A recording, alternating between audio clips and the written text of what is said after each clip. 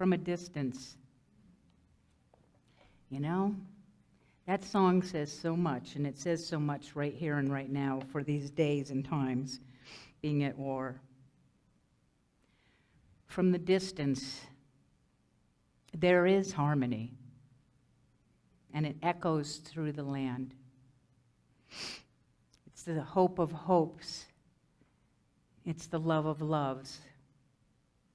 It's the heart of every man and every woman. Yeah, thank you, Shelley, Brian.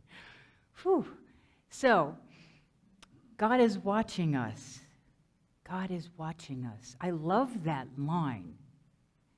And yet, there's one thing that I have exception to, and it is the word, God is watching us, and when I hear that, I think that God is outside of myself. God is watching us. How can God be watching us if we're the divine? So, we are watching each other, okay? Unity principles. If you do or do not know them, there's a book by Ellen Davenport called The 5 Principles. They're the 5 principles that unity is based off of the teachings. And the first one is God, Spirit, the divine, whatever it is that you call that power that is breathing you and me, that it is all that there is. And therefore, principle 2, that means I am the divine and you're the divine, and our government officials in other countries, whatever, we're all the divine. Now, I don't know if you struggle with this concept that everything is God in expression. Anyone have that challenge? Right? When you see war, destruction, violence, ignorance in so many places, what do we do with that? And then in unity, we say something like, well, God is all there is, and it also says God is good. I have a challenge with that. How can it all be good when war isn't good, and death isn't good, and violence isn't good, and poverty isn't good, and racism isn't good in my book, right? But we're teaching that it's all the divine in expression. That doesn't make any sense to me whatsoever. Especially, here's the thing. This is the only way that I can grasp that concept, if you can even grasp the concept of God. We live in a horizontal world, basically polarities. There's good, there's bad. There's light, there's dark. There's up, there's down. There's happiness, there's sadness. There's life, there's death. So we've got this polarity, and we live in polarity. But we're in the world of this. But here's what Jesus, the Great Way Shower, said, we are in the world, but we are not of it. So what do you need to do? For me, I take that horizontal line and I flip it. I flip it to the vertical line. That we are in a vertical line, and what happens in, many of you may know Abraham Hicks's work, the law of attraction. You may know Hawkins, what's his first name? David Hawkins, the power, Stephen. No, I think it's a different Hawkins. It's the power versus force, David Hawkins. There's a few Hawkins. Okay, so what it is, it's vibrational. When I take the horizontal line and realize that there's oneness, it's not either or, it's a line. And this line is what is higher vibration, what is lower vibration. So where you have light as a high vibration, what dark is not really a thing, it's just less of the light. Okay? When you have the experience of life as a high vibration, and we have what we see as death, then it is the lower vibration. The same goes for love and fear. Everything is vibrational, so it's all one. There's just more of or less of. Anything that is negative is really lower vibrational energy. This is important for me to know and understand. I think it's important for all of us to know and understand, because what that then tells me, what my mission, what my purpose, what our purpose and mission is. Our purpose and mission is to know that if there is a low vibration, it's my job. It's my job to help raise the vibration by asking what is needed here. To be able to attend because there's some need that's not being met. There's a lot of ignorance in the world. Can I educate? Can I bring some other thoughts and ideas? Can I bring compassion to those that are doing things out of ignorance? Yes, that's my job, that's my mission, to raise consciousness. When we raise our consciousness to truth, then lives are transformed. And our planet is healed from the sense of separation. So our biggest job is really to know who we are. Because when we know who we are, we also get to know that everybody else is that divine love who is probably forgotten who they are. One of my favorite authors is Neil Donald Walsh. He's written the Conversations with God. He has a kid's book, and I think there's at least one of them in our bookstore. It's called The Little Soul and the Sun. The Little Soul and the Sun. You can also find this, you can go to YouTube and put in The Little Soul and the Sun and sit back like you're a kindergartner and let somebody read the story to you. Because in that story, what it's about is that there's a little soul that says, oh, I get a specialty, I get a specialty. Everybody gets a specialty. I know what I'm going to be. I'm going to be the specialty of God, of life, called forgiveness. And God looks at the little soul and says, yeah, but look around. What do you see? All you see is light. Everybody is light. The little soul goes, well, you're God. You'll think of something. Well, all of a sudden, this little friendly soul comes up and goes, I will help you. You will, you will, you will. You'll help me. Great. Yeah, I'll be happy to help you. But you have to promise me one thing. Oh, anything, anything, anything. What do you need? Well, you see, for you to be forgiveness, I'm going to have to come and do something terrible, really awful, something horrendous. And while I'm doing this terrible thing, I'll probably forget who I am. I need you to promise that you will remember who I am. That's what we're talking about. When we see things that we don't agree with, that's low vibrational, that we don't agree with, the wars, the leaders of countries doing things that are horrendous and terrible, Jesus said, love your enemies. I'm like, because it's easy to love people you get along with, that you agree with. But who needs more love than the ones that are lost? They need our prayers. They need our prayers as much as anyone to remember who they are, to bring compassion, not more judgment. Our world has more of that, more than enough of that.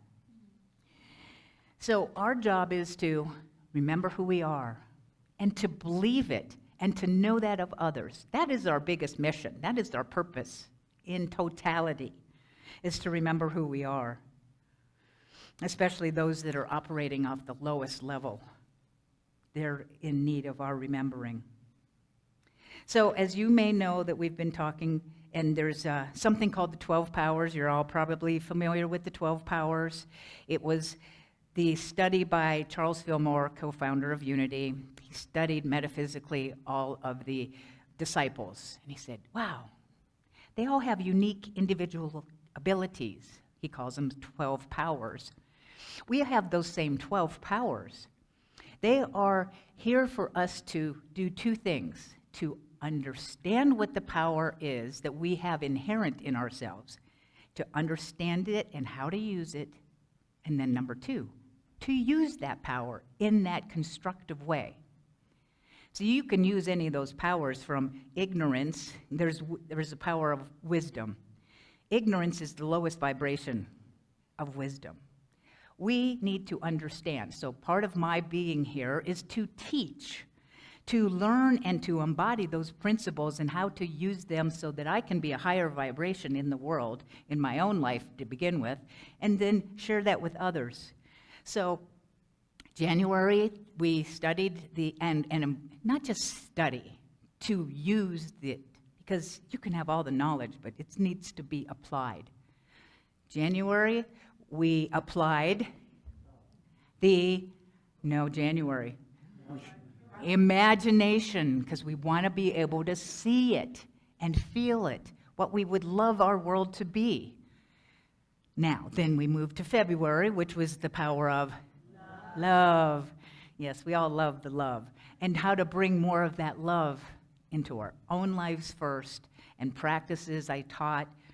And this month, we started last week with the power of faith. That's right, faith. And what is faith? The definition of faith, and there's so many different words. It's this that are substitute. If you look at it, there's but I'm going with the faith is, and it's in Hebrews 11:1. Faith is the substance of things hoped for and the evidence of things not seen. Okay? The substance of things that we hope for and the evidence of things not seen. Now, I spoke to you last week about the levels of faith, because there are levels. And I spoke to you about the faith condo. Do you remember? Faith condo, it's the condominium. What's in the basement? Despair. The basement in the faith condo is despair. The next floor up is what? Starts with an H. Hope. That's right, it's hope. Hope means that there's some glimmer of possibility that it will turn out okay. Then we go to the next level, which is called blind faith. There's blind faith and understanding faith. Blind faith is when you say, trust it's all going to work out. I don't know how, but you trust it's all going to work out. And what that actually is believing that something external is going to take care of it. It's not taking personal responsibility, blind faith. You're just going, well, something's going to happen and, God out there is going to fix it and make it better. Then there's what is, and it's okay to have that kind of faith, because it's actually believing in something which is true, that it can and will work out, and it's done unto us as we believe. So if you believe it, you don't need to know how it's going to work out. That's fine, because that is our belief. It's going to work out. It will find itself. But there's the highest level of faith is called understanding faith. And understanding faith is the faith where you understand the laws of the universe, the spiritual, invisible laws. We have physical laws in the world, and we have spiritual laws, and most of them don't know what those are. But to understand that there are some laws that will work all the time, because a law is something that never changes. When we understand the principles of these laws, we can then apply them. But if we don't, then we're having blind faith. Again, not a bad thing, but when I start to go, there's a law, and I'm going to engage in the practices that I know support that law in bringing forth that which I desire. That's the idea that we're talking about. Now, there is a book, and I have to tell you the truth. I've never read Lessons in Truth. This is a standard Unity book. It's interesting that in my classes that we didn't study this, but I picked this book up by Emily Cady, Lessons in Truth. She's actually a pretty easy read. Number one, it's big print. And yeah, big print works for me, and spaciousness, and it's not real thick. So she talks about this blind faith and the understanding faith. So you might want to pick up this book. She says, there is blind faith. She said, someone has truthfully said that blind faith is better than none at all, because if it's held to, it will manifest. Blind faith is an instinctive trust in a power higher than ourselves. Understanding faith is based on immutable principle. Faith does not depend on physical facts or on the evidence of the senses, because it's born of intuition or the spirit of truth living at the center of our being. Intuition is the open end. I like this visual. Intuition is the open end within one's own being of the invisible channel ever connecting each individual with God. Faith is, as it were, a ray of light shot out from the central sun, God, one end of which rays come into our being. So like there's this God presence, but I'm tapping into that deeper place. And it opens up the door of intuition. With our consciousness, we perceive the ray of light. And though intellect cannot grasp it or give the why or wherefore thereof, we instinctively feel that the ray opens us up to infinite possibilities. There is blind faith based on truth, but a truth of which not everyone is time conscious. What is understanding faith? She says, again, the mental and spiritual world are realms governed by laws that are just as real as physical laws. Certain conditions of mind are so connected with certain results that the two are inseparable. Our minds are creating our reality. That is a law. Huge. It makes me scared sometimes of what I'm thinking, right? You're like, but it's the tendency and the frequency of our thinking.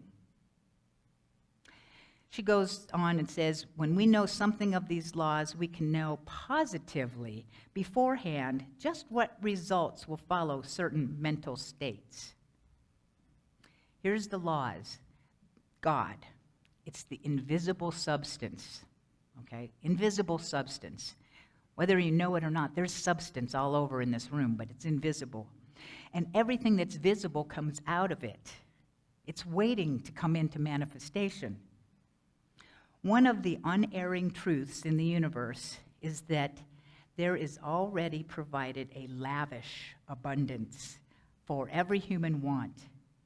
In other words, the supply of every good awaits the demand. That's a key right there. She says, another truth is that the demand must be made before the supply can come forth to fill it. To recognize these two statements of truth and to affirm them are the whole secret of understanding faith. Faith based on principle. So when you know that everything, the substance of things unseen, is waiting, but we have to ask and you shall receive. And the word ask actually means to claim or demand because these are laws that work. Sometimes we're wishy-washy. I'll speak for myself. Sometimes I'm wishy-washy in what I demand for the universe. Anybody? Because I don't want to be disappointed. And, so it's like, yeah, this is going to happen. And there's like, and then if it doesn't, then what happens to my faith? Goes down the chute. So a story of an example. Jesus, the great way shower, the greatest metaphysician who walked the planet, had a guy come to him, and he was a Roman soldier. He was known as the centurion. The centurion comes to him while Jesus was teaching in Capernaum and says, Master, my servant is ailing, paralyzed, and suffering miserably. Would you please heal him? Jesus said, would you like me to come to your home? The centurion says, no, that's not necessary. You just say the word, he'll be well. Jesus looked at him and said, "Go thy way. It is done unto you as you believe." And then he said, "Nowhere in Israel have I found such great faith." So what was it that the centurion had? Okay? That had that great faith. He had an understanding of divine authority. He knew that when he gave a command or a command to someone to do something, it was done. Well, he understood that Jesus had that same authority on a spiritual realm.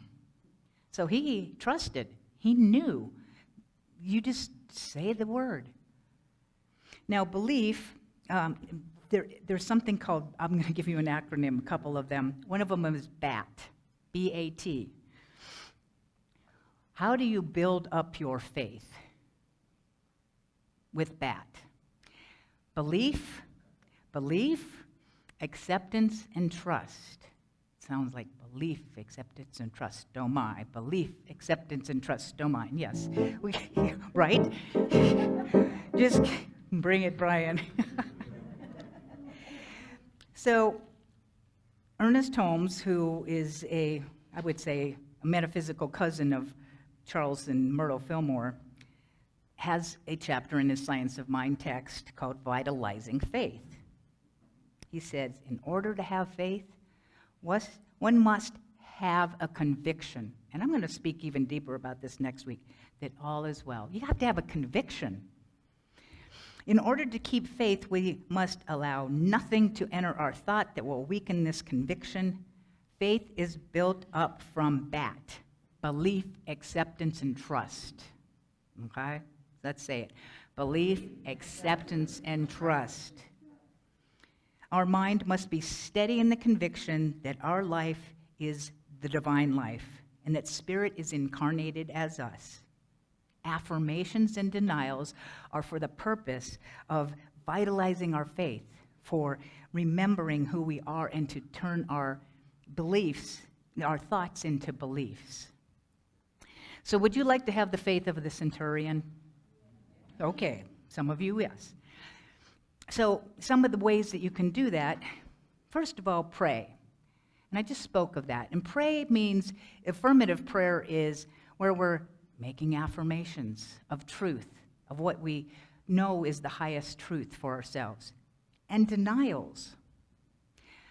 Denials does not mean you deny that there's an issue or a war or something that's off, an illness. A denial is about denying that it has any power.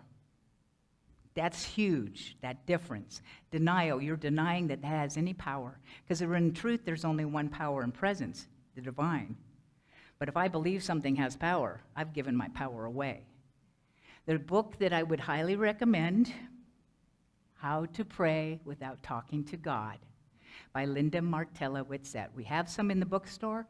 I will be teaching that as a class at the end of April and into May. So you will be able to study with me so that we all have an understanding of prayer. Because all prayer is good, but that is the unity way of prayer.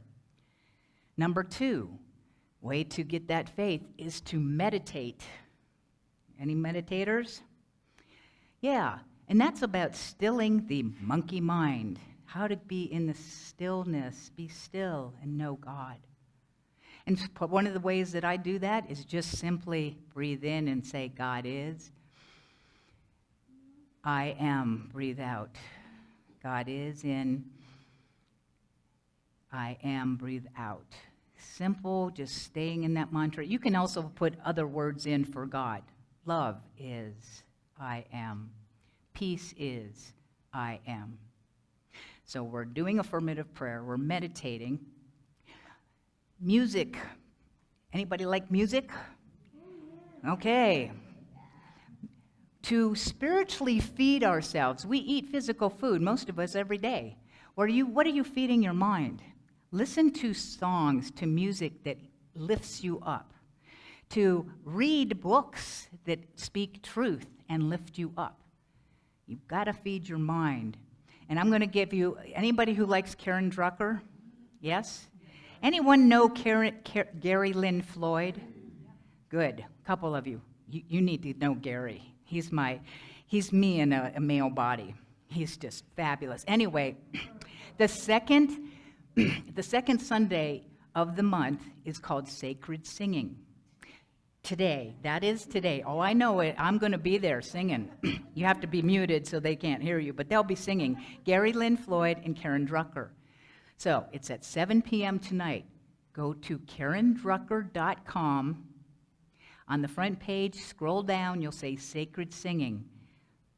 Hit that link, and you will be able to be in that music genre that will lift you, shift you, and gift you into a higher vibration.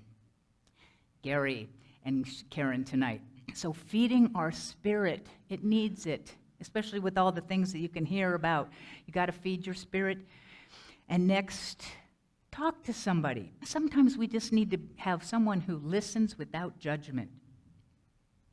Okay? Could be a good friend. It could be a prayer chaplain. We have prayer chaplains that would love to know that you would like to call. If you need to get someone's number, get a hold of the office. Send something to Brendan in the office. You can make an appointment with me. I do spiritual counseling where I listen and we help us to move through these things. You know, I had a friend, her name was Sue Sparkman. She said she had a stroke. She got paralyzed on the left side. I would visit her a few times a week. And what she said to me stuck. She said, Liz, you need to have a spiritual practice when you don't need one. Now, this is serious because there will be a day when stuff is going to happen. You're going to get hit. That's just this thing called life. But to have a spiritual practice that keeps you afloat, key to do these practices. Last but not least, there for your faith embellishment, there is what is called humor. I'm going to invite you to close your eyes for a minute. That means you people on the line too. And just close your eyes for a moment. You have to trust me, okay? Have faith. Keep them closed, no peeking. Because, I'm just seeing how well you can do this. Keeping your eyes closed.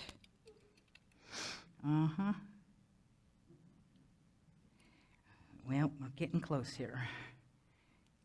Just meditate. Practice your meditation skills. Okay, you can open them. Well, St. Patrick's Day is just down the road, so here you go. You got your humor on. These also flash, but I don't think we can deal with the flashing lights. So a couple jokes for you. So what do you get when you cross poison ivy with a four-leaf clover? A rash of good luck.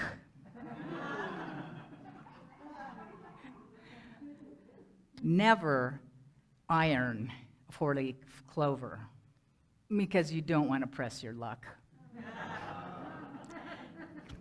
You got to have some humor in this world.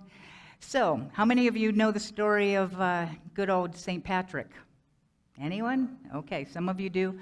In the late 4th century, St. Patrick was born in England, but he was kidnapped by pirates who took him to Ireland, where he was a captive as a slave for 6 years. Well, during that time, he became a Christian, and he also started praying. One time, he had a prayer, and the prayer was telling him that God was actually telling him, go walk to the coast. He walked to the coast, he got picked up on a ship, and he was going back home to England. However, he stopped in France, got off the ship because there was problems, and he went into a monastery. He became a bishop or something to that effect. Then he finally got back to Britain, and he became a priest. He had another dream, and in that dream, he was told, you need to go to Ireland and preach the gospel. And he's like, I'm going back to Ireland where I was a captive. But he believed and he had faith, and he went back, And he preached the gospel for, I guess, a good 40 years, 300 some churches, and he passed on March 17th. The year was 461. So he had a lot of trials and tribulations, but he had faith. He knew the laws of the universe, and he spoke his word, and he followed Spirit. He didn't have worries or doubts or fears, oh my, right? Now, how much faith do you really need to have? Mustard seed, that's right. You don't need to have the greatest faith as the centurion did. The mustard seed, I went to Israel. I have mustard seeds at home. They're like little specks, like of pepper, just little teeny things. But all you need is that speck. And Jesus said, if you have the faith of a grain of mustard seed, you will be able to say to a mountain, move from here to there, and it will move. That's the good news. You don't need to have loads of faith, just that much. So we need to have BAT, beliefs, acceptance, and trust. Your acronym for faith is fully accepting it. Let's see, what is it again? These glasses are throwing me. Full acceptance in this happening. Full acceptance in this happening. Say that with me. Full acceptance in this happening. When you have full trust, do you worry? No. Do you have doubts? No. So, we are going to be in our faith, we are going to trust, and we are not going to worry, because every little thing is going to work out all right. It's all going to be all right. And so it is.